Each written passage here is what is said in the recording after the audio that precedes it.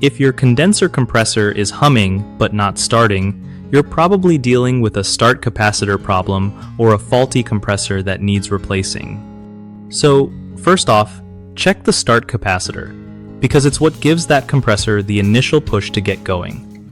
If it's weak or dead, the compressor will just hum and not spin.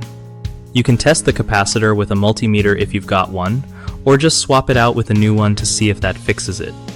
If the capacitor is fine, the compressor itself might be shot, which means you probably have to replace it. Before you jump into buying parts, make sure you turn off the power to avoid any shocks or accidents. Also, listen carefully. Sometimes a humming sound could mean the compressor is trying but stuck, which might be a sign of internal damage or electrical issues. If you're not comfy with handling electrical components, calling a pro saves you from messing things up worse.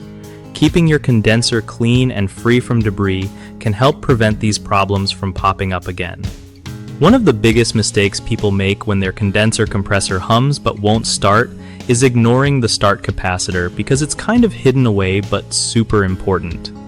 Fix it by testing or replacing the capacitor first before blaming the compressor. Another common issue is not shutting off power before checking parts, which is risky and can lead to shocks or burns. Always turn off the breaker first.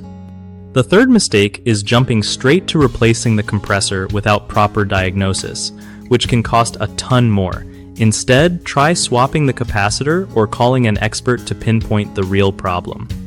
BigHomeProjects.com is perfect for homeowners looking to find trusted local contractors who know their stuff and won't rip you off.